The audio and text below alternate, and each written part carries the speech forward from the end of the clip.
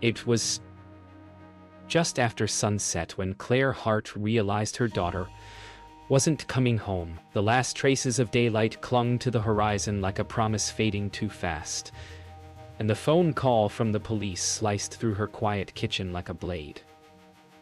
"We're sure she'll turn up, ma'am." Teenagers do this sometimes, but Claire knew better.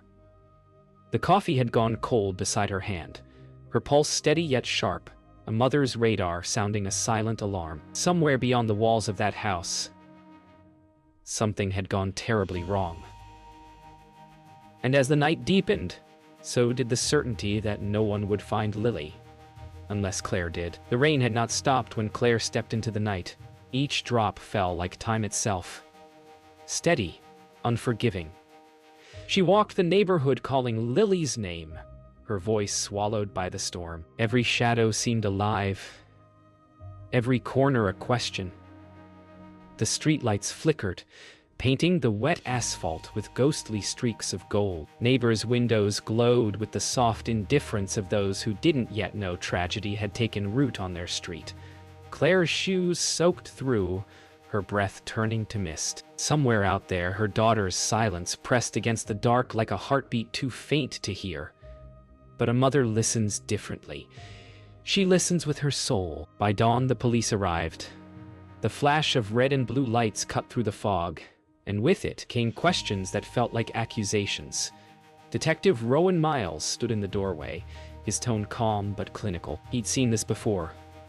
Runaways, lies, panic. But Claire's eyes stopped him cold. They weren't pleading. They were certain. Behind her exhaustion was a quiet conviction that didn't belong to a desperate woman, but to someone who already knew the truth. "She didn't run away," Claire said, her voice steady. Something happened. For a moment, even the rain outside seemed to pause, as if listening to her certainty. Morning brought whispers. By noon, Lily Hart's face was on every local newsfeed, her smile frozen beneath the word, missing. The town shifted uneasily under the weight of her absence. Parents tightened their hold on their children. Conversations hushed as Claire walked by. She moved through it like a ghost, half visible, half forgotten. The police told her to rest, to wait, but waiting felt like drowning. She pinned maps, notes, and photos across her dining room wall, searching for a pattern that refused to appear. Every red string she tied was a heartbeat closer to finding her daughter, or what remained of her. Late that night, when silence returned and the house exhaled its grief, Claire noticed something she hadn't before. Lily's camera bag, once thought empty, was zipped halfway open. Inside, among extra batteries and memory cards, lay a small folded map.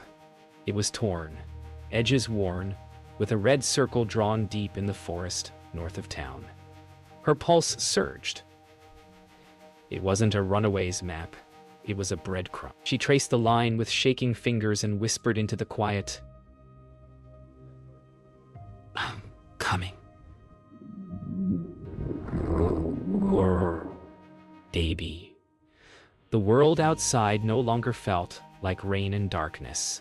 It felt like a trail waiting to be followed. Morning mist clung to the valley like a veil, the kind that conceals as much as it reveals. Claire Hart parked her car at the edge of the forest, the air heavy with pine and silence. She had followed the red circle on Lily's map to this forgotten place, an unmarked trail winding into shadow. The police had dismissed it as nothing, but her gut whispered otherwise. Every step forward felt like walking through Lily's memory, pieces of her laughter hidden in the leaves. Branches creaked above like old voices warning her to turn back.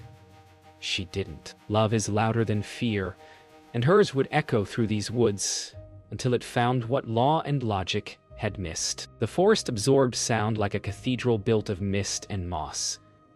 Claire Hart's footsteps were soft but deliberate, each one erasing the distance between fear and resolve. The map's red circle had guided her here, to an unmarked footpath snaking into the deep woods. Sunlight tried to pierce the canopy but failed, scattering only faint ribbons of gold across the wet earth. Somewhere ahead, water trickled, faint but rhythmic like a hidden pulse. She paused, scanning the ground. Broken twigs, tire ruts, footprints too large to be Lily's. Her throat tightened. Someone else had been here. The truth was close enough to taste, metallic and cold on her tongue. The sound reached her before she saw it.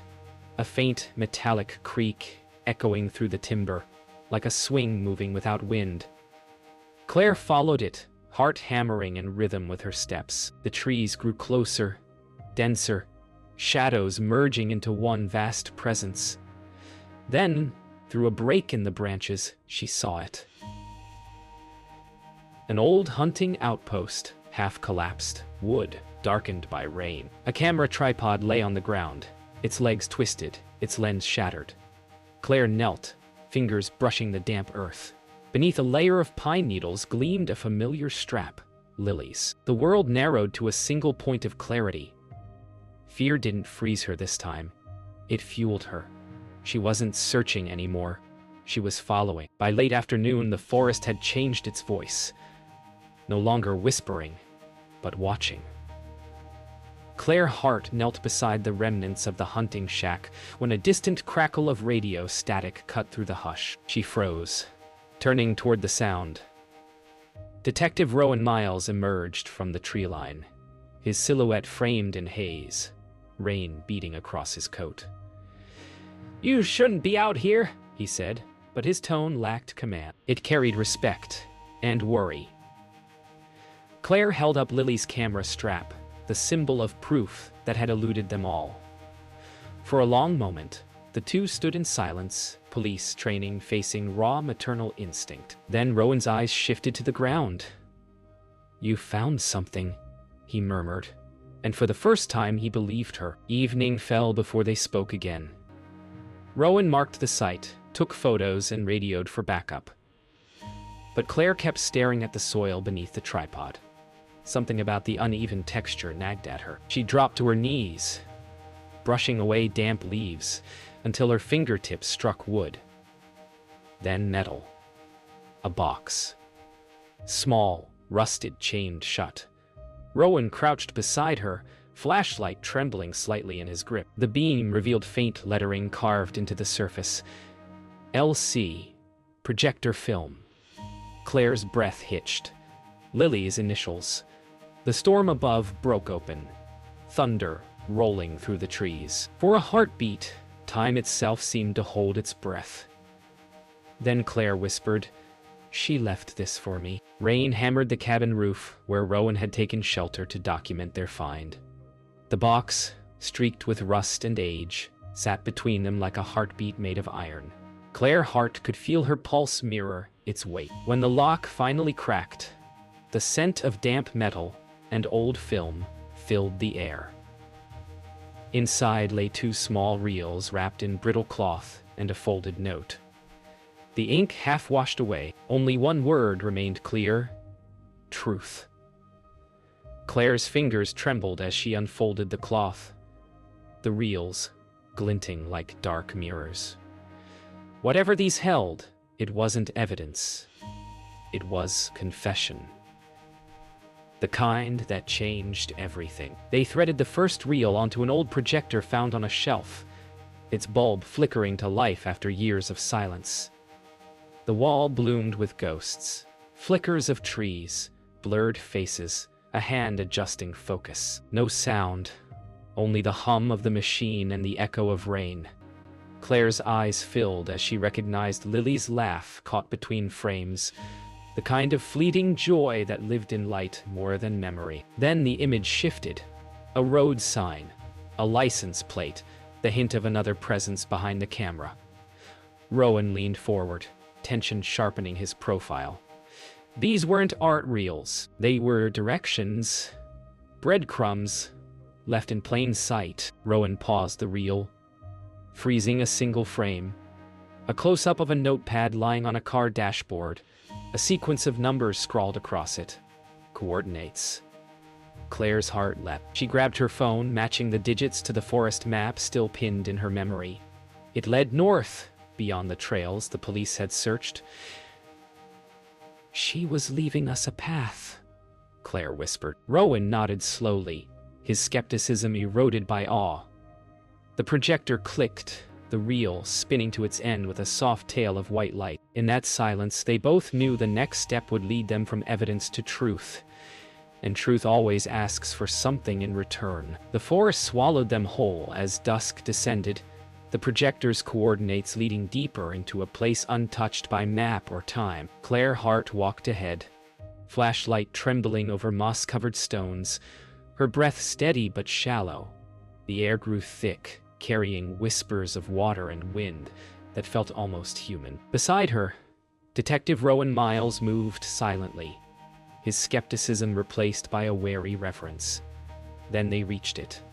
A clearing bathed in pale light from the rising moon. In its center stood an old signpost, its letters long eroded.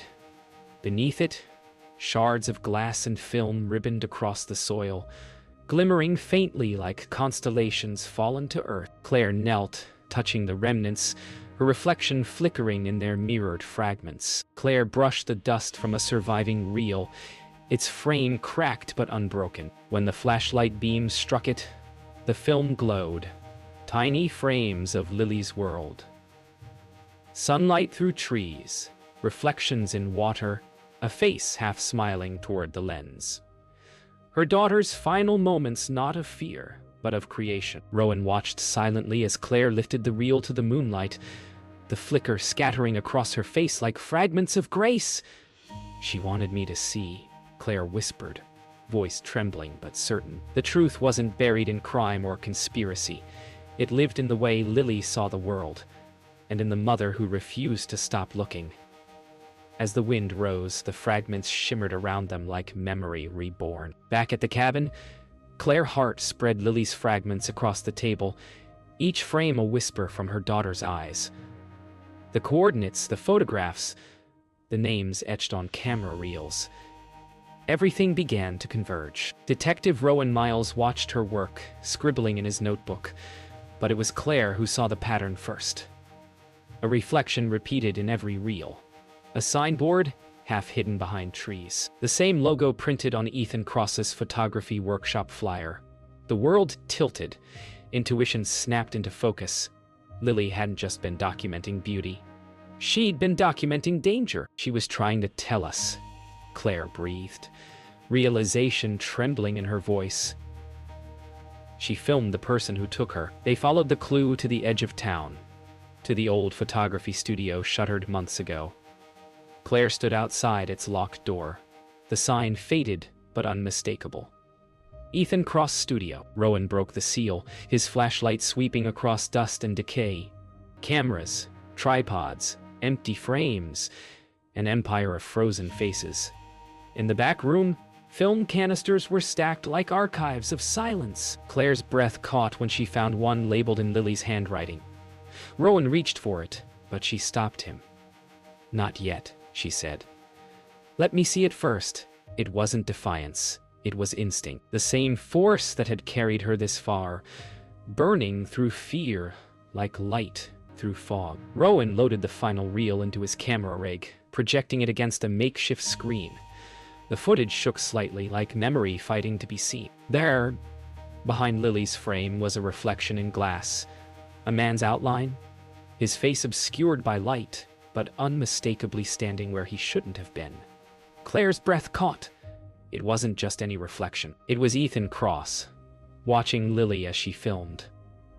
The room filled with the whirring pulse of the reel, its rhythm syncing with Claire's racing heart. The truth was no longer a whisper. It was staring back through the lens. And in that instant, Rowan knew. This case belonged to her as much as it did to him. The projector hummed, looping the final seconds of the reel until the image bled into white. Claire Hart stood transfixed. In that ghost light shimmer, it was as though Lily's voice existed between frames, an echo of presence rather than sound. Detective Rowan Miles watched her, his pragmatic world bending to belief. The reflection on the screen trembled, the glass catching Rowan's silhouette where Ethan's had once been. Time folded. The hunter and the witness, the mother and the missing, all blurred into one truth. "She filmed him to be seen," Claire whispered. "And now she's showing us how to finish it." The light dimmed, leaving only silence, and the promise of reckoning. When the reel spun out, the cabin fell quiet, except for the soft crackle of the projector's dying bulb. Claire looked at Rowan, the realization settling like a storm's calm eye. "It's not over," she said. "He's still out there, and this," she held up the film, "is what he left behind." Rowan stepped closer, voice low. "Then we end it together." The rain outside began again, tapping against the windows like Morse code. Claire slipped the canister into her coat pocket, the weight of it grounding her. The evidence was no longer a clue, it was a key. And tomorrow, it would open the final door. The night before the meeting, Detective Rowan Miles called Claire Hart to the station. His desk lamp cast long shadows across case files that now felt heavier than truth itself. "You don't have to be there," he said, voice low but firm. Yet Claire's silence answered for her. The woman who had once been dismissed as emotional now stared back with unflinching resolve. "He'll lie," Rowan warned. "He always has." Claire folded Lily's photo and slipped it into her coat pocket. "Then I'll know the sound of it when he does." The storm outside began to build again, nature echoing the inevitability of what dawn would bring. The cafe smelled of burnt espresso and rain. Ethan Cross looked up from his table as Claire entered, her presence slicing through the murmured conversations like a current of electricity. Rowan waited near the door, silent witness. Claire placed a single photograph on the table, the still from Lily's reel showing his reflection. Ethan's confident smirk faltered, eyes darting toward the exit before settling on her. "You don't understand," he began, but Claire's voice, steady as stone, cut him short. "I understand perfectly.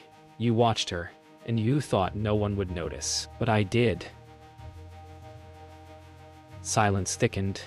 Even the coffee machine seemed to hold its breath. Rowan stepped forward only when Ethan's words began to unravel, each sentence tangled in its own defense, every denial crumbling under the weight of Claire's silence.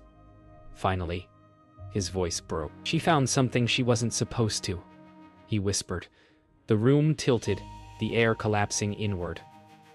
Claire's hands trembled, but didn't fall apart.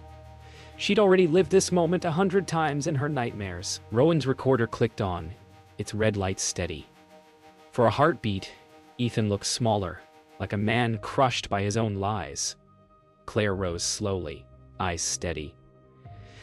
"You didn't just take her from me," she said. "You took her light, and I'm taking it back." The moment the confession ended, time seemed to fold inward. The cafe lights dimmed as if the world itself exhaled. Ethan Cross was led away in silence, his footsteps fading beneath the soft roll of thunder outside. Detective Rowan Miles gathered the evidence with mechanical precision, but his eyes lingered on Claire Hart. Still standing by the rain-spattered window. She didn't cry, she only breathed, slow and deliberate, as though rediscovering how.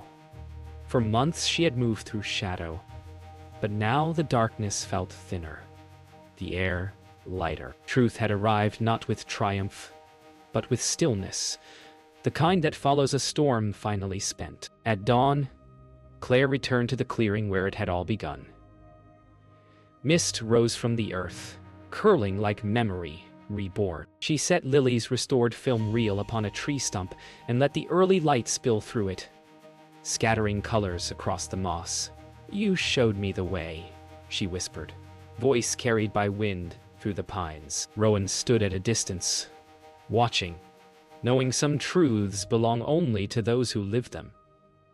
The forest no longer felt haunted. It felt awake. Claire closed her eyes, the reel glinting in sunrise. What police had missed, a mother's instinct had found, and in doing so, she found herself again. Days later, the town exhaled.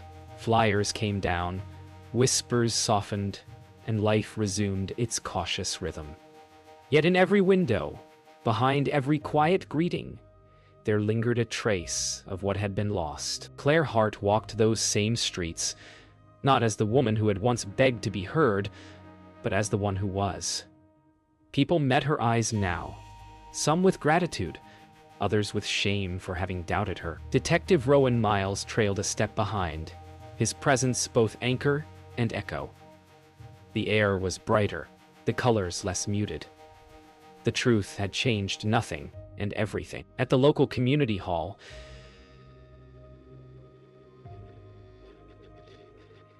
they gathered for what began as a memorial and ended as a celebration. Lily's restored film.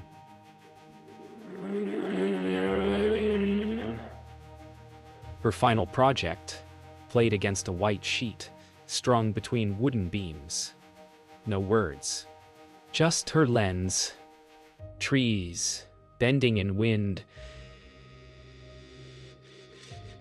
faces laughing mid-blur, sunlight dancing on glass. Claire watched from the back, her hands clasped tight, tears finally falling without breaking her. The audience sat transfixed, their reflections rippling across the screen like ghosts set free. Through her daughter's art, the town remembered what it meant to see beauty before fear. Later, alone in her classroom, Claire wrote Lily's name on the chalkboard and stood back. The letters glowed faintly in late afternoon sun, dust motes turning in lazy spirals. She whispered the words she wished she could have said, "You taught me to listen." Outside, the wind carried the sound of children's laughter, a fragile proof that life continued. She closed her eyes and smiled. The instinct that once felt like madness had become faith, a quiet certainty that love endures beyond all silence. Somewhere in light or memory, Lily was still filming the world. In the days that followed the screening, Lily's film spread beyond the town. Local news aired fragments of it, and something changed in the way people looked at the world. More patient, more aware. Claire Hart watched from her porch as neighbors filmed the sunrise on their phones, each trying to capture what Lily had seen. Detective Rowan Miles visited quietly, a folder under his arm. "They're reopening old cases," he said, voice low, almost hopeful. But Claire wasn't listening to the headlines.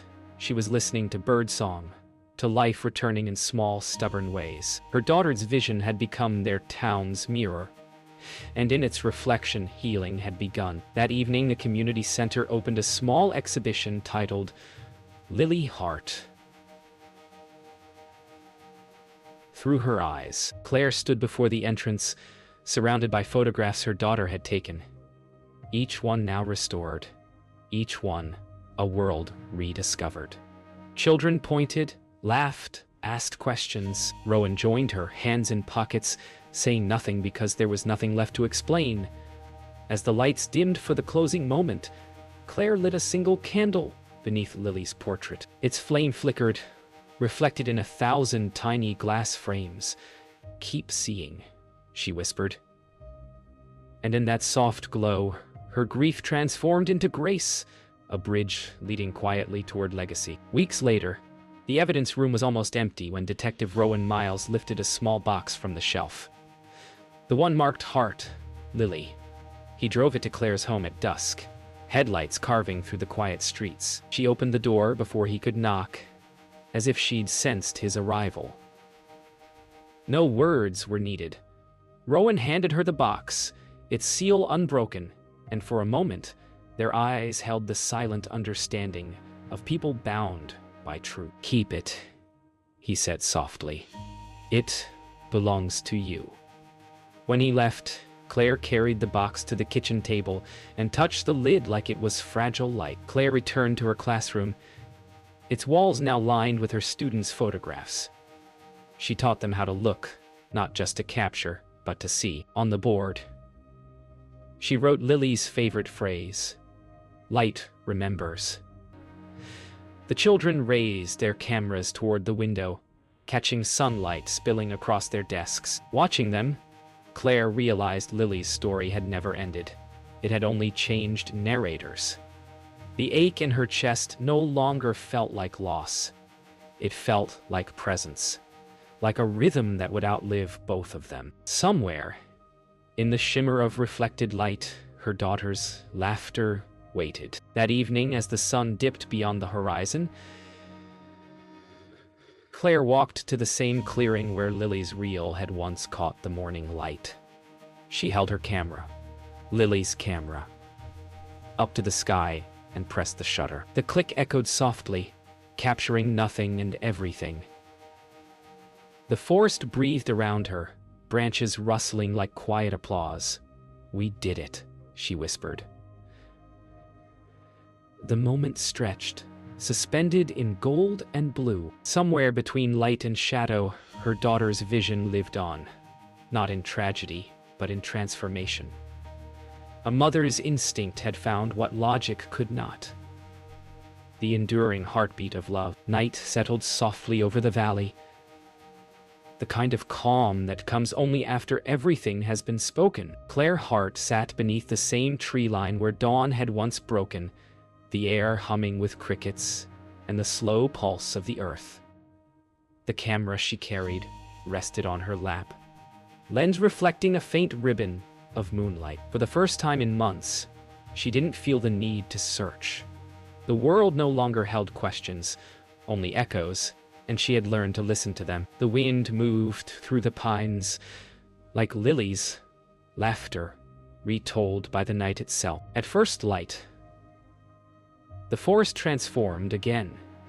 Every leaf glazed in dew, every beam of sun a thread of memory. Claire lifted her camera one last time, but instead of taking a picture, she turned it toward the horizon and let the rising light fill the lens. "You can rest now," she whispered. The image flared white, dissolving into color, into silence, into everything that remained. Lily's legacy wasn't in film or frame. It lived in the way the light touched her mother's face. And as the scene faded, the world seemed to hold that breath forever.